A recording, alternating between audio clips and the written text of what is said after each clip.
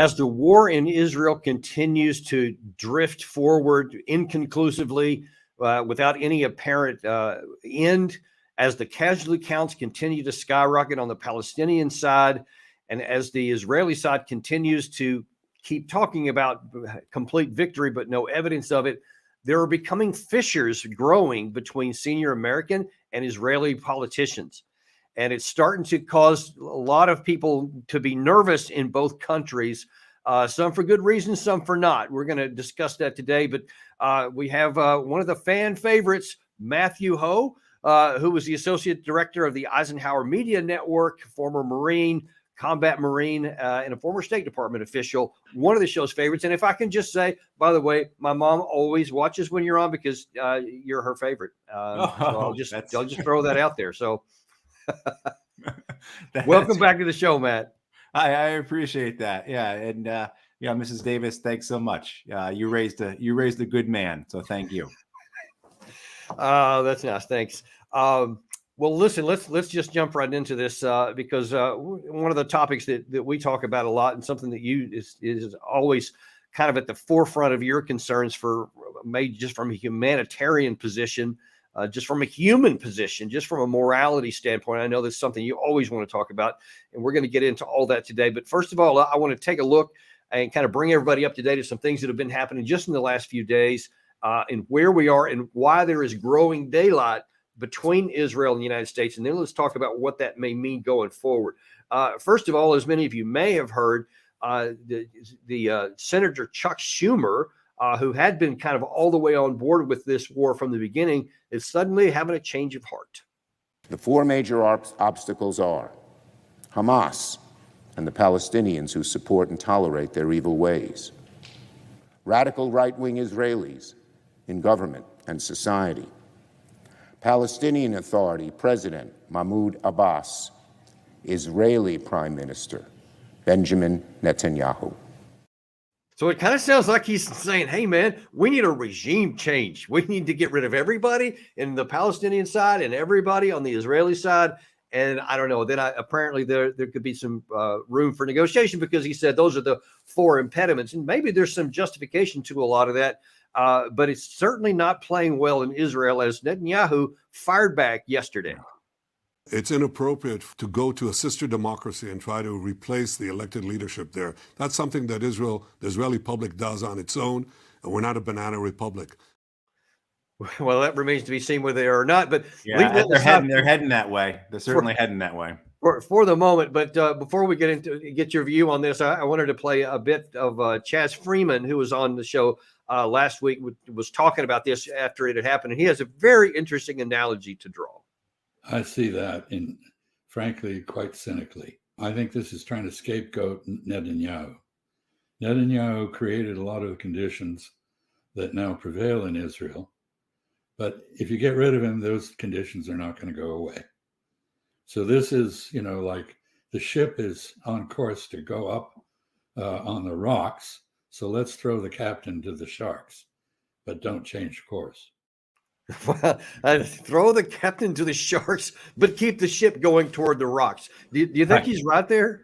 I think he's absolutely right. I mean, I think he is so spot on. I'll take the cynicism a little further in the sense that I don't think Schumer listened to anything Benny Gantz had to say when he was in Washington, D.C. the week previous. Because if folks remember, last week, Benny Gantz, who's the main opposition to Benjamin Netanyahu right now, he came to Washington, D.C., and that upset Netanyahu and others within the governing coalition. And it was seen as this great example of the Americans, giving the finger to Netanyahu, basically, and, a quiet threat of we'll stop backing you and we'll back the other guy. And then what happens? Gantz, who's a former IDF general, his party is a center party, center right party, basically. Gantz came and said the same things you'd expect from Netanyahu or really anyone else within the Israeli establishment. I mean, he's not as far right as the religious zealots are, but I don't think Schumer listened to any of that. And so I think Schumer's comments last week about how Netanyahu is causing great harm to the Israeli people, and then they should get rid of him. And then if you get rid of Netanyahu, all will be well. He just completely ignores what Benny Gantz and what the majority of Israelis say. A poll came out this weekend that 68% of Israelis do not want humanitarian aid to reach the Palestinian people. It's more than 2/3 of Israelis are saying they don't want humanitarian aid to reach the Palestinian people. So the majority of Israel is behind this war. And certainly all the leading political figures, with the exception of a couple, and I literally mean a couple of Jewish Israeli politicians, are behind the war. And not just behind the war, they do not want a two-state solution. They want no political settlement to come out of this. They want, as Netanyahu says, victory. So that's exactly, I completely agree with Ambassador Freeman there. This is, and that's such a great analogy, throw the captain overboard, but keep the ship heading towards the rocks. That's what the Israelis are doing. But the idea that somehow a change of leadership is going to change Israel's overall trajectory, that if somehow you just get the right people in there, the last 8 decades of occupation and ethnic cleansing and a goal of greater Israel are somehow going to just diminish away, is just, it's fantasy. And so this idea of scapegoating somebody, and the end is coming near. Like, the Israelis are going to go into Rafa soon, maybe as soon as this week, and they'll finish up this combat operation. They'll move into another phase, and they'll still keep killing plenty of Palestinians. They'll still keep starving them. They'll still keep immiserating them. But it won't be described. It won't be detailed, right, as combat operations. It'll be security and stability operations, and the war will be over, so to speak. And that allows then people to start writing history. And if you can say, well, it would have gotten better, it would have been a cleaner, more decent war, the genocide wouldn't have happened, but Netanyahu was the guy who did it. If anyone else had been there, if they just had a better Israeli in charge, you would have had a better result from this, which is all complete nonsense, because there was no one in any position of authority in Israel that was advocating anything different than what Netanyahu has been conducting. Yeah, and Gaza. and actually, and I'm about to play another clip here in a few minutes where Netanyahu talks about some of that, throws out some numbers that, again, I was actually surprised. I didn't know that they were as high in the Knesset, as he's going to mention here in a second. But this widening gap there. So I think you can argue that Schumer may have, let's give him a little bit of the benefit of the doubt that he wanted to try to fix the situation, to get help into the Palestinians. Maybe he wanted to see if they can move to a two-state solution. I don't know what his actual motivation was, but I know that the White House is again, maybe being cynical, is being moved because what happened in Michigan and Minnesota with the protest votes, et cetera. But in the State of the Union address, you had the President of the United States emphatically say this. As we look to the future, the only real solution to the situation is a two-state solution over time.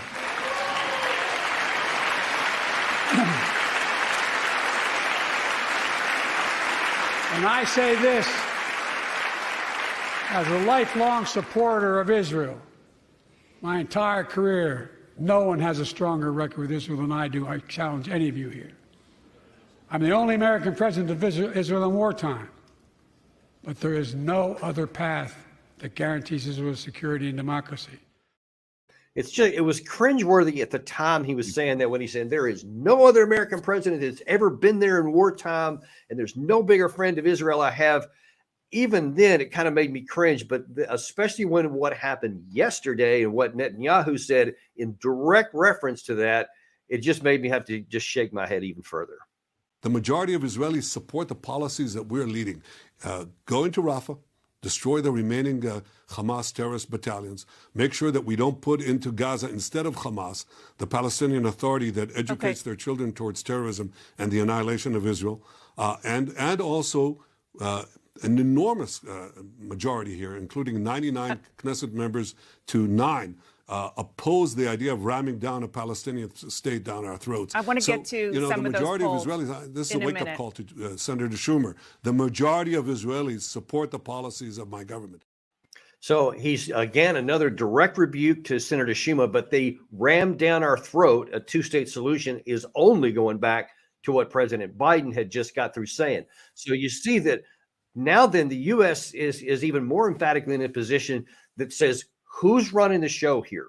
Who's taking care of this? Who's deciding what's going to happen on the ground with American assets and American allies? And we're going to talk about some specific American assets in a second. But first of all, just in terms of policy and all of these plane loads of gear and kit and ammunition that we send over, you've mentioned several times before, who's in charge of that? Is it Washington or is it Tel Aviv? Well, it's, I think anyone looking at it, I've heard this point made. The fact that maybe it was you, Danny, who was making this point, you know, that you're I think it was you actually, in that great interview you gave to Kelly Vlahos in Responsible Statecraft last week.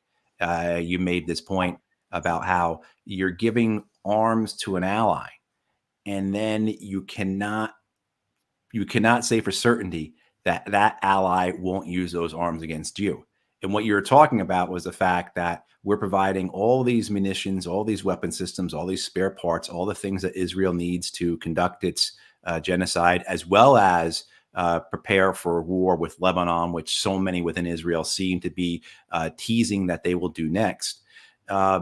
You know, we're concerned that if our ships get too close to their shore or our planes fly over in a manner that's not coordinated with them, they'll shoot them down, right? That you have thousands of trucks, all the aid, all the food, the medicine, the fuel, the water that's needed to end this genocide, to end this immiseration and starvation campaign by the Israelis against the Gazans is all there. It's literally within feet of Gaza, and the United States has no ability to tell the Israelis what to do. You throw on top of that the United States is breaking its own laws.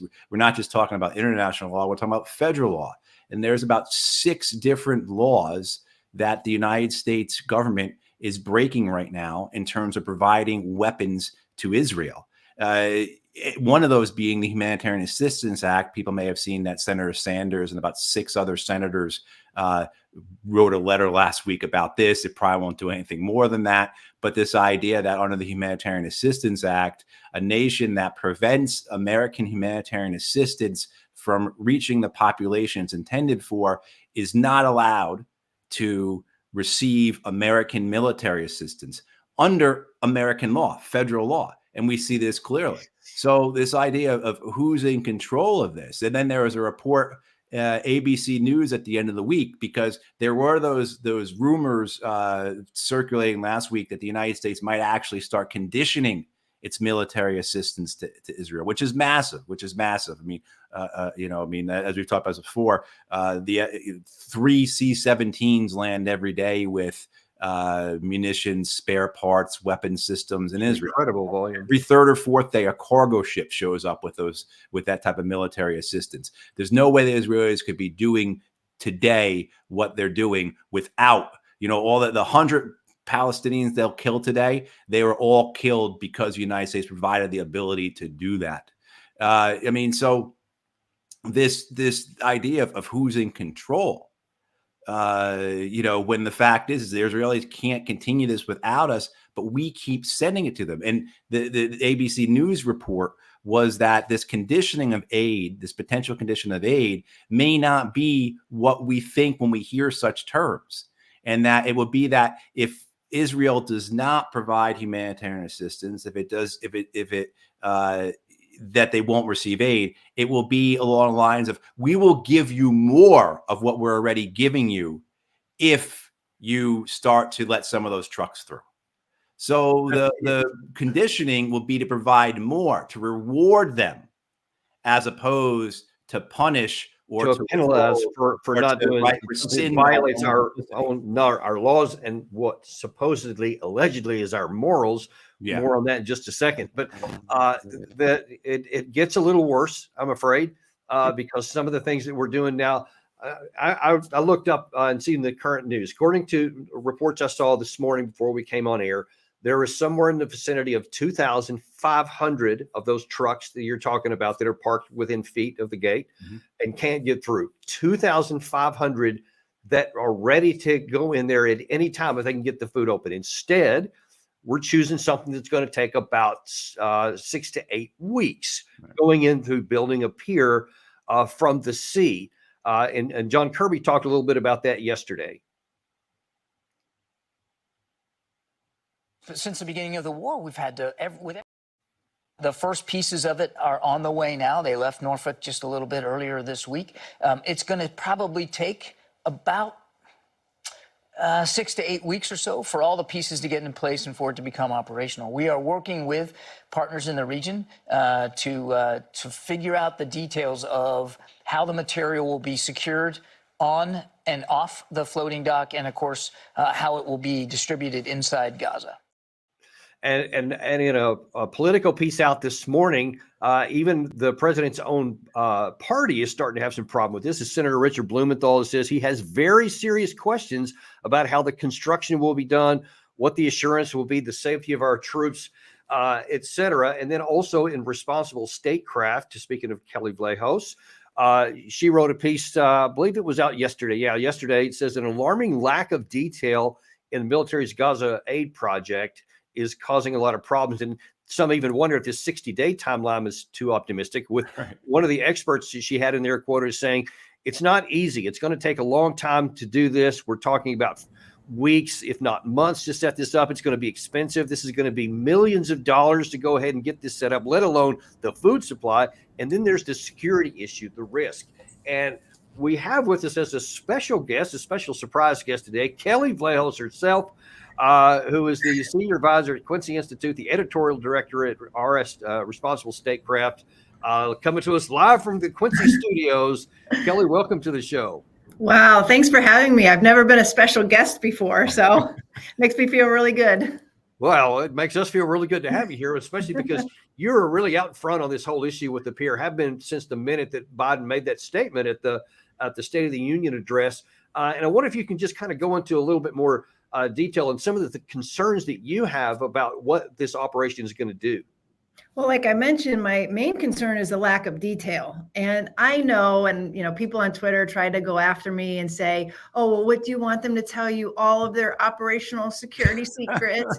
And that's not what I was talking about when I said alarming lack of detail. And this is the second piece that I've written about this.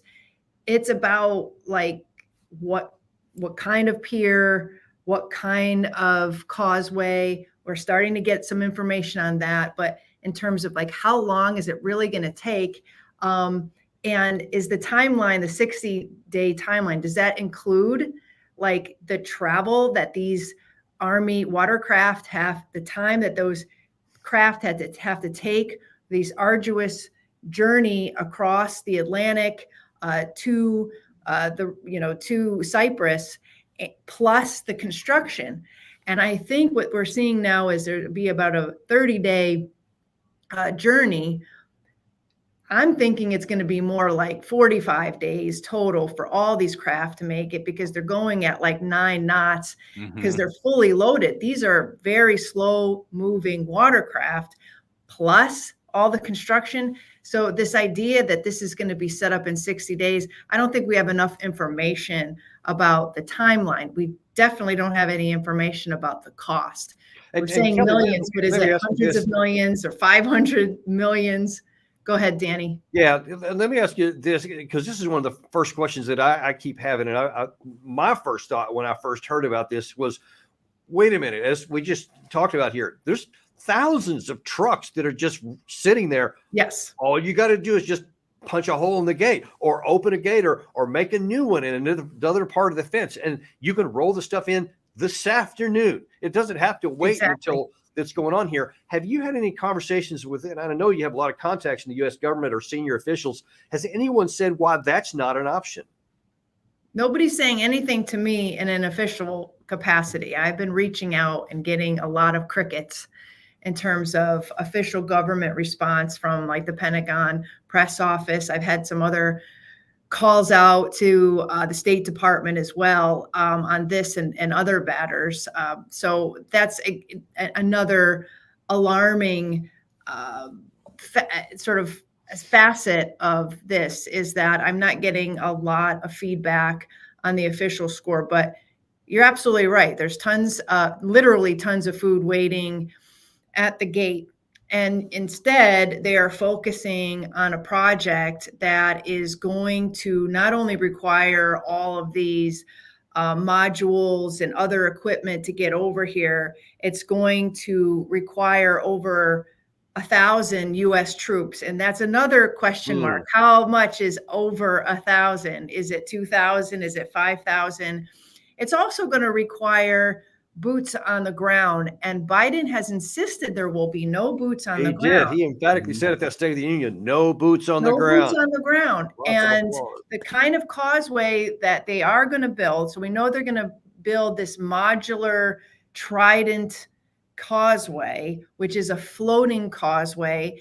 And I quoted Salma Kirkliano, who has this What is Going On with Shipping podcast, who went through all of the different types of causeways that the Army could build. Okay, so we know it's a trident floating causeway. Well, as Salas said, you're going to need people on the beach to maintain this on a daily basis, reset the anchors. This isn't something that you just build and then walk away from. So it seems impossible to not have U.S. troops on the beach maintaining this causeway. So that leaves the other question is, okay, are we going to have those guys on, those Army logistical guys on the ground? And then you have the question about the security. So you get all the food on the beach. Who's going to be protecting the food and the people at the staging areas? And this is where the Israelis have come in, or sources, Israeli sources unnamed, have said they're thinking of putting private contractors on the ground. And there's also been reports about the U.S. Talking to private contractors. There's this one outfit called Fogbo that seems to be popping up in all of these different stories about the pier and the humanitarian project here. Who is Fogbo? It is a bunch of very recently retired Marines, special forces, and intelligence, including a former Assistant Secretary of Defense. And so we have these, this is basically a military outfit, recently retired, as being mentioned as the sort of interlocutor that can put, like you said, the non-military face on this part of the operation. So many questions. It's interesting that you say that, the question about what's going to happen with the food on the ground and what the Israelis are saying privately. Well, here's what they're saying publicly. When Netanyahu was asked about that yesterday, he had a really strange commentary about what happens to the food once it gets inside the strip. We have increased the number of trucks entering the north. I think I'm up to date, and I know these numbers. And we know that there is an increase, but we also know that we have a job to do to prevent the looting. Because, at the end, we bring in the trucks, including to the north, and then they're looted by remaining Hamas terrorists. We've destroyed the fighting formations of Hamas, the terrorist battalions, but they're still individual terrorists that will shoot the drivers, take over the goods, and try to give it to Hamas fighters, the remaining Hamas fighters. So it's an ongoing battle. I understand but that. it's something but that you we're understand committed that to. it is the responsibility. Destroying Hamas and giving humanitarian aid. So you see, he's not listening to the president of the United States or to the person asking the questions there, because he doesn't want to answer any of those questions. But I thought it odd. I've not heard of any reports of Hamas shooting the drivers of these trucks when they come in and then stealing the trucks. I haven't heard anything about that, but I have heard, as we might have heard the other day, when the Israeli forces, for whatever the circumstances were, actually opened fire on some of the people so-called looting that. But that's an absurd claim anyway.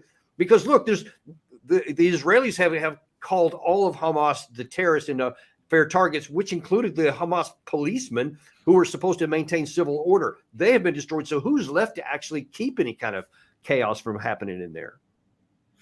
Yeah, and to me, he's a bald-faced liar. Like you said, there's no evidence that Hamas is shooting humanitarian aid truck drivers and stealing the food. We know we have multiple reports of aid workers being attacked, being under fire by IDF. And we know of these incidents like the Flower Massacre, where people lining up for food have shot and killed as well. So I don't know where the heck that is coming from. But it's probably a part of the same set of talking points that AIPAC had unleashed on Capitol Hill last week, where they insisted that people in Gaza are not starving. That's another set of their talking points, where they're literally lying to people. But put that aside, I mean, there is a valid security risk of putting U.S. troops on the beach in Gaza. Now, not only are they at risk of what's going on, the actual combat, Israelis, who are literally shelling the Gazans there, but also Hamas. We can't guarantee that Hamas isn't going to attack that causeway, attack our troops. We're going to be coming in the middle of a conflict. Yeah. And there's nobody has been able to answer the question of who is going to protect our troops, who's going to be providing the security. Yeah. And as you said, Danny, it makes no sense, because you'll have 60 days of bringing materials over. They have to get inspected in Cyprus. You have to build the one floating pier, then you build the causeway, then you bring the food over, and then you stage it on the beach. There's no process that we've heard of how that aid is actually going to get into Gaza from there. Be distributed from within. And so you ironically, you have the exact same scenario from the moment that causeway, let's just say it's actually 90 days, doesn't matter, whatever the date is, when it's functional and operational and the food starts flowing in. From that moment, you have the identical situation with the food going into Gaza Strip as you would have this afternoon if you just open the gate. So there's no practical difference from that point forward. So there's no logical, rational reason not to do this. But Matt, I want to go back to you for a second. Kelly mentioned this, some of these claims that no one's actually starving. That's an odd claim when we see a lot of evidence to the contrary. But I know you have recently signed on to some letter about Children International. I may be getting the name wrong, mm-hmm. where there are some people starving and people are trying to get some action. Can you talk a little bit about that part? Sure. The level of famine that's occurring here, and we're asked to believe Benjamin Netanyahu or members of Congress, or as opposed to, I guess, our lying eyes, because certainly you watch what's occurring through a variety of sources, and it's just clear the devastation and the immiseration and the suffering. I think what you're talking about, Danny, is I was part of a list of a number of people who signed on to an amicus brief for Children's Defense International's lawsuit against the American government, against this administration. And that lawsuit, along with Center for Constitutional Rights, was filed in November. It accuses the United States government, just as we were speaking about before, of being in violation of federal law and international law. And in a ruling in January, the U.S. District Court judge said that he found their arguments compelling. He agreed with them. More needs to be done to stop what's occurring in Gaza. He said there's just as the International Court of Justice said, there is a plausible case for genocide being conducted. The U.S. District Court judge said the same, but he said he doesn't have jurisdictional grounds to order the administration to stop their weapons shipments to Israel. And so I signed on to an amicus brief along with a number of other former military officers, intelligence officers, diplomats, et cetera, in CDI and CCR's appeal in federal appeals court. So that'll be going through, but that's gonna take years, as you know. And meanwhile, all the aid is right there. So over the weekend, people may have been aware that the celebrity chef Jose Andres and his World Central Kitchen, along with a Spanish group called Open Arms, unloaded a ship in Gaza. And the Palestinians built a pier for them. They built a causeway with the rubble of destroyed buildings and the dirt on the ground in the manner of a day or so. And they were unable to offload the 200 tons of supplies that Jose Andres and his people brought to Gaza. Now, it's important to note, though, that as you said, Danny, there's 2,500 trucks lined up with aid. Each of those trucks carries about 20 tons. So that means you need to send 250 ships worth to equal just all the trucks that are lined up at the gates right now. You know, to put that in perspective. The other thing to consider is, remember, there are reports that this idea of this port, this causeway, it came from the Israelis themselves. That it was, created by them. It was offered by them in October as a solution. Yep. And then you look at this understanding that it's going to take, as Kelly was saying, at least 2 months, and I agree with Kelly, probably longer. And you say, well, that means that the Israelis have no intention whatsoever of ever opening these land routes. If the American government is saying this is the way to go forward with the port, that means they do not estimate at all within the next 2 months that the Israelis are going to agree to opening up the land routes, the land entry ports, any more than they've done so already. And these lies are just overwhelming that we hear over and over. And thank God this weekend, Senator Chris Van Hollen called them out at least.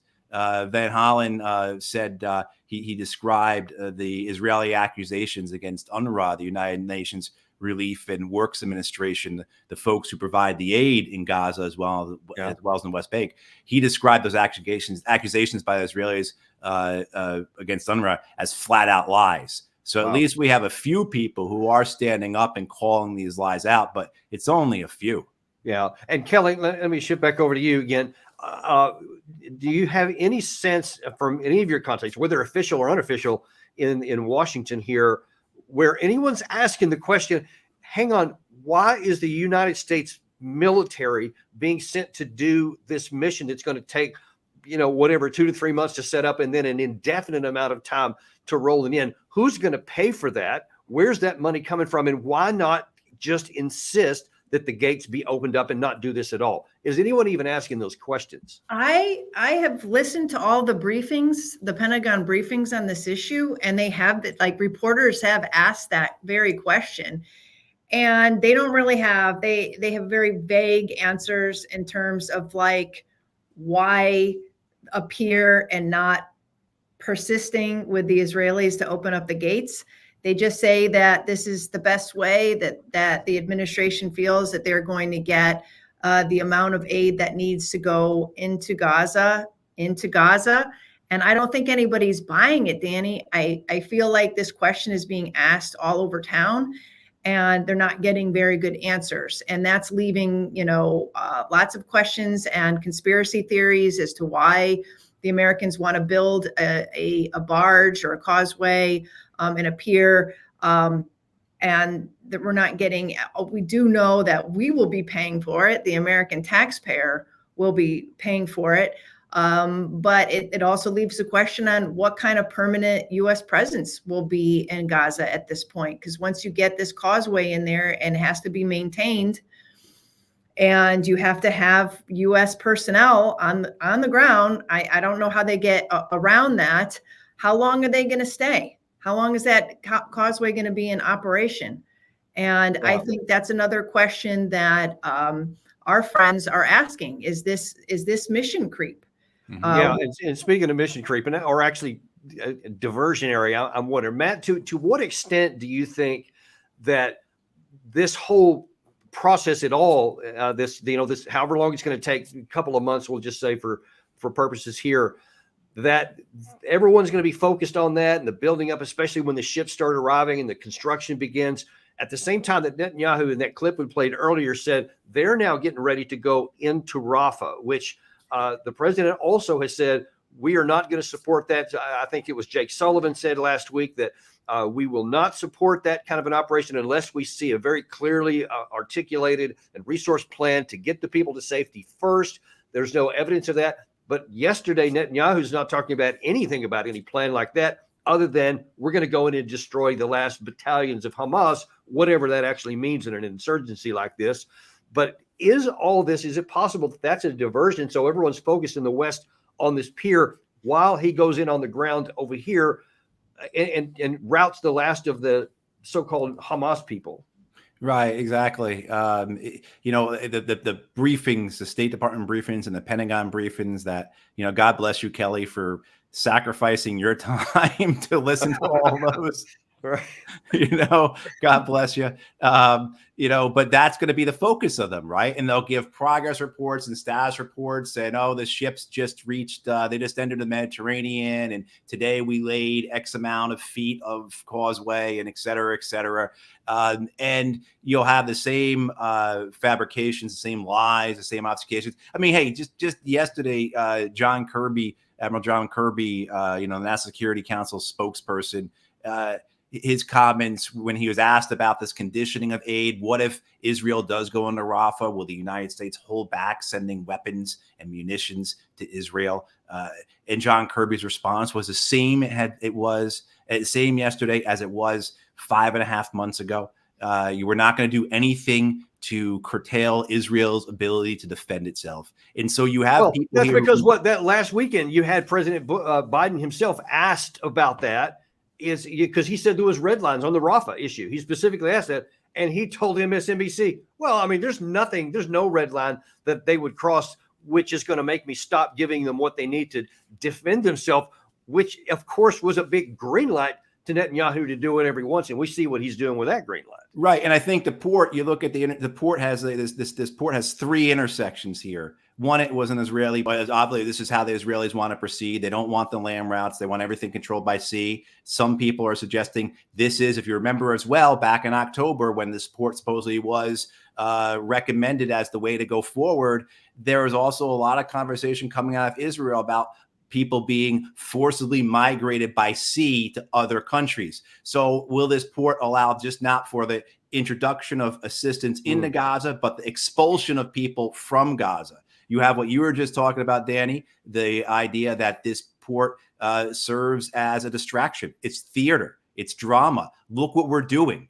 right? Look at all the great things the United States is doing, this miracle of our technology and engineering. We're able to build this floating port, and the celebration that's going to come from that as Israel is destroying Rafa, as people starve to death, and as that's all enabled by our weapons and our diplomatic cover and our political support, et cetera. And then the third aspect is a point that Kelly's gotten to, particularly in that article you wrote last week, Kelly, that where you interviewed Danny and you talked about Fogbo and those other contractors, is that this is a racket. This is a money-making machine. Somebody is going to have to run this port. Someone's going to have contractors in the ground. Like you said, this thing is complicated, these types of floating causeways. Yeah, and so you intersect those 3 things, and voila, here we are. And meanwhile, the invasion of Rafa, again, may happen this week. Now, Kelly, let me shift over to you. And have either your reporting or maybe any of your other colleagues at Quincy, are tracking what anybody in the region is thinking about this, especially in Egypt and in Jordan, or Saudi Arabia or some of the other Emirates? Are they going to be okay with these things if they keep on going? Because I know, especially in Jordan, they have a very large Palestinian population, and the king of Jordan has been arguing for weeks now, or months actually, that there's a risk of an explosion in the region if they go into Gaza, until they go into Rafah, and the same kind of carnage continues to happen. What happens if we maintain everything in its current strait, and the Israelis do go in there, especially during the month of Ramadan, which seems an increasing possibility? What is that likely to do to the governments in the region? Well, I mean, what I've heard, and I'm not a Middle East expert, but my friends here at Quincy are, that there is a major difference between the leadership in the Arab world and the Arab Street. And the Arab Street is very restive, very angry what's been happening in Gaza. The leadership, the monarchies, would like to keep a lid on this. They would like to maintain their special relationships, either with Russia, with Israel, that they had been fostering ahead of the October 7th attacks, and they want to maintain the relationships with the West, in particular the United States, which has been a funnel for weapons and trade and other goodies. And so they're kind of walking a fine line between keeping their populations, keeping a lid on the anger that their populations are feeling about what's happening in Gaza and maintaining the relationships. I think if the Israelis attack and invade Rafa and there is a refugee issue, Egypt is the first one to say, hey, we're not opening our borders. And they've warned Israel, do not invade Rafa, do not create a humanitarian or in particular a refugee situation, because we don't want it. We will not open our gates. And if we will start breaking some of our own agreements with Israel, particularly the 1971 peace agreement.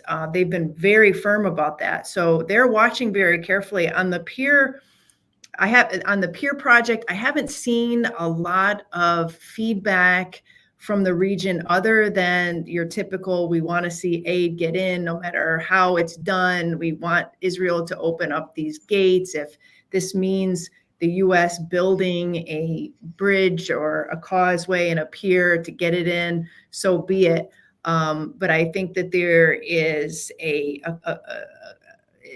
everybody's in a cautionary stance right now in terms of what it means to have the U.S. come in and bring more military assets into the region. And Matt, I want to actually pivot over to you, and that comment there by our viewer is a perfect one, because it's a perfect segue. You know, what happens to these kids when they grow up? That's the always the question that we've been talking about from the outset of this, is that what happens next? And I'll never forget the very first time we had Ambassador Freeman on the show after this happened, and it may have been in late October, it was no later than early November, and he said he believes that the risk of violent extremism against Israel, against the United States in particular, was going to rise in the area as the anger against what was going on here continues unabated. And of course, now it seems to be getting worse. But as this viewer just pointed out here, both within the Gaza Strip itself and outside in the street, as Kelly talked about, there's a big gulf between the street and the Arab governments, and there's a lot of anger out there. Is there a risk that some of these violent groups and the so-called Iran-backed groups, which we love to call them all, but is there a risk that in the region, even our own assets in Iraq, Syria, Jordan, elsewhere, are going to come under increasing threats and risk, as well as other American and Western assets? Absolutely. Both in the short term and in the long term. In the short term, of course, is going to be that, as we've seen with the Yemenis, Ansar al-Salah, the Houthis have been doing, as well as what we saw go back a month or two. And thankfully, that was brought under control in Iraq with the Islamic resistance of Iraq. They stopped firing at American bases, and that seemed to things are calmer, if not cooler, there. But certainly you have that type of immediate response, immediate reaction, where allies are going to take part in what they see as the defense of the Palestinian people. They'll also use this as an opportunity to attack who they see as their strategic enemy, Israel. But in the longer term, I remember reading, last year at some point, an analysis or an explanation of Hamas's leadership. And all of the Hamas leadership have family members that have been killed and made refugees. They were all refugees from the Nakba, but most of them, if not all of them, had close family members killed during that. Right. I mean, so the idea being is like, well, what would you do? And people have said this about those the members of Hamas who went into Israel proper in October 7th. Those towns, those villages, those kibbutzes they went into have once been Palestinian towns and villages, and that many of those Hamas fighters were now in Israeli towns and kibbutzes that their grandparents or their parents have been expelled from, let alone the 10,000 plus Palestinians killed in Gaza over the last 15 years, including the nearly 10 plus the 10,000 or so shot during the Great March Return of 2018, they've all got relatives. They've got friends. They've had coworkers. They have people they went to school with who joined the resistance because of that. There's this. I recently wrote something about why Irish Americans support Palestine, and since it's been St. Patrick's Day, I've been listening to my Irish rebel music, and there's a song that comes out of the Troubles. The fight of the Northern Irish between the Republicans and the British and the Loyalists, and it's about two men who were executed by the British SAS in the street, and they're shot 70 times. And the lyrics of the song, they talked about for every trigger that was pulled, another volunteer enlisted, right? So there's this idea that what would you expect is going to happen? Why do you expect? It's this fallacy that somehow we're going to beat these people into submission.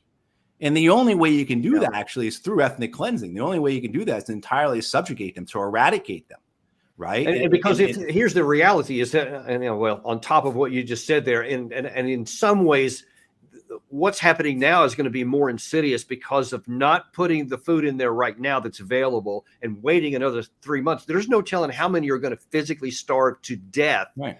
And to watch a child literally fade away because of lack of food or water in front of you. I mean, that's got to be somehow even worse than just seeing them killed on a bomb or so. And those memories never go away. So the question that I've been talking about from day one is, what does Netanyahu think he's going to accomplish when he says he's going to destroy the final battalions? When he said a week ago that we're weeks away, not months away, from having this war won and sitting. Now, he may use the fiction that you said a minute ago, Matt, at the top of the show here, that he'll just put a new title on it and say, now it's stability operations, the war is over, yay, clap, whatever. But the insecurity for Israel is now swelled to unimaginable heights, and it's never going to go away. Well, I mean, it's going to be a generation already, no matter what, even if you stop the damage today. But the longer it goes, the more insecurity for Israel they're building, which is why I'm so anguished for both the Israeli civilians, the Palestinian civilians, and everybody in the region are going to be paying for this already. And we've got to try to cut this off, I think. Yeah, I mean, and I'm sorry, Kelly, you've written a lot of this stuff, and specifically on the pier, but you've been following this from the outset. What would you recommend that we do? What should the U.S. government do to try and at least cut off all this losses that we keep building up for ourselves and for Israel? I mean, I think tough love is in order, and I don't think I'm the first person or the last person probably to say it, that we have to start using the leverage we have. And that's the billions of dollars that we give to Israel every year in military aid. At least start conditioning it. None of that has happened so far. Everybody's been talking about it. Biden insists that he wants Israel to adhere to international law, to protect civilians, but he hasn't used the biggest card that he has, and that's the military aid. We have built up, the United States has built up Israel's military industrial complex over the last 30 years. They get $4 billion in aid a year. Everybody knows this. Everybody knows how powerful their military is, how wealthy it is. It's the biggest and baddest military in the Middle East. They are far from being victims or besieged by their neighbors. They have what they need to defend themselves now as we speak. What Biden needs to do is to say, if you do not start getting this aid in, if you do not start protecting civilians and stop targeting them, targeting hospitals, mosques, schools, churches, civilians, infrastructure, we aren't going to give you any more weapons. He has not done that. And I don't think that's a service to the Israelis either. I think, as you said, Danny and Matthew, they're setting themselves up for another generation of radicalism and fear as an Israeli people. And I think tough love is in order to stop this where it is now. Yeah. And Biden doesn't seem Well, and all willing to do that. In the last few minutes we have here, Matt, let me shift back to you. And on that very point, I know you have a number of progressive friends that are Democrats.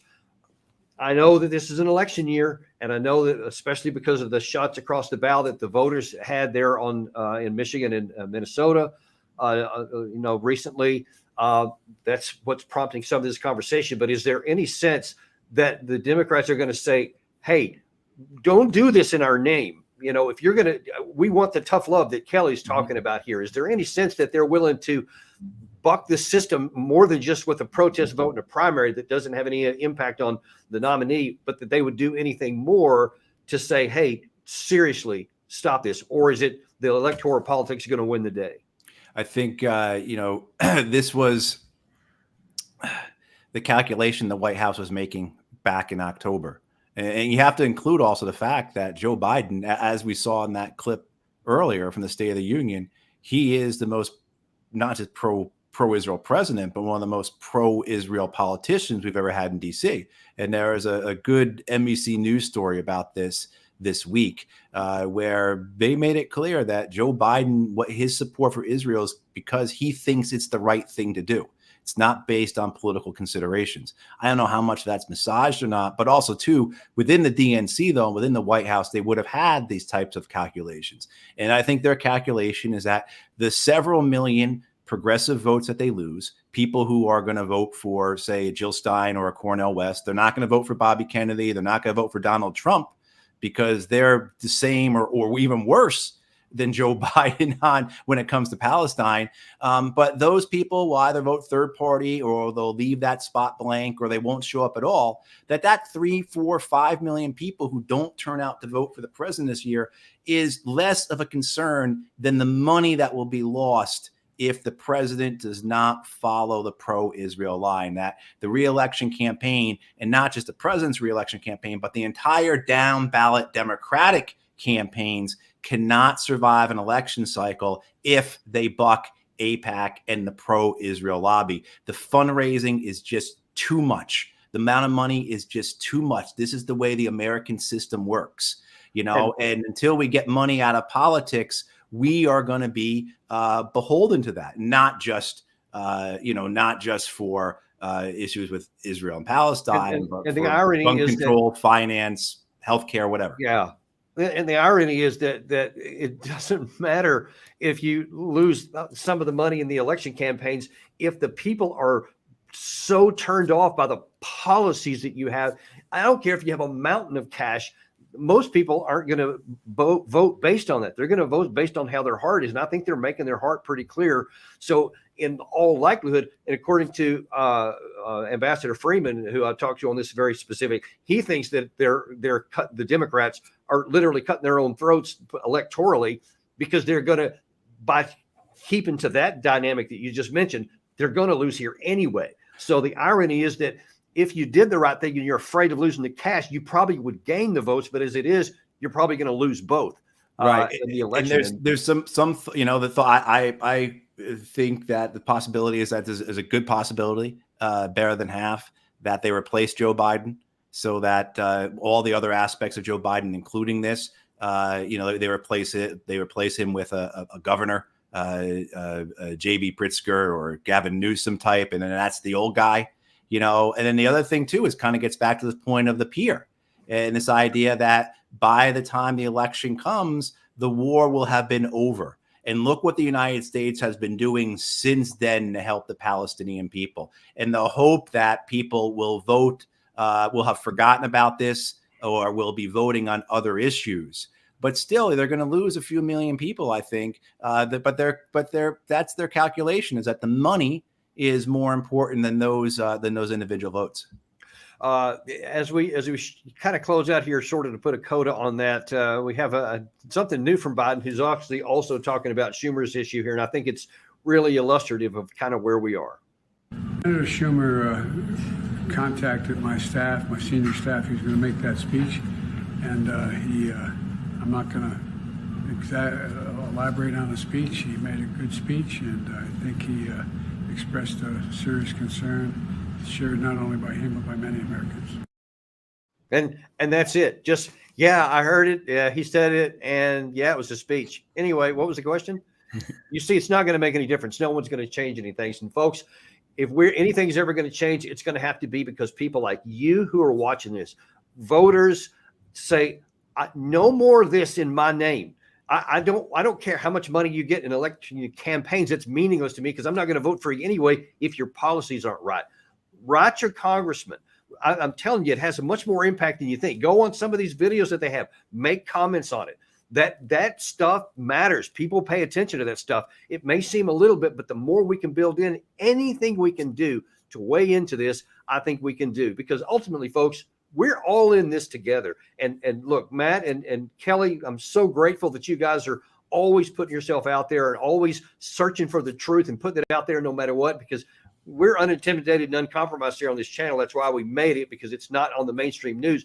You guys live that too, which is why we love having you on the show. So just really appreciate you guys coming on, and ask you to just keep on doing what you're doing to help, make some sane policies and give our country a chance, the Palestinian people a chance, and even the Israeli people a chance to have a shot at peace.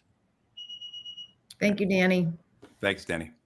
And thanks to you guys all too. We ask you to continue to watch our show here, to like and to subscribe and to share this with other people. I can't stress how important that is, because you've seen the mainstream news and it's not telling you hardly any of these things. They just throw some facts and figures and quotes out there, and you're on your own to figure it out. But we're going to continue to hold their feet to the fire. We're going to continue to give you the information and the facts and the truth that you need to make sense of the world, as opposed to some of the nonsense that you keep hearing out there. So keep coming back. We're going to keep giving you stuff that you like to see, and we will see you next time on Daniel Davis Deep Dive.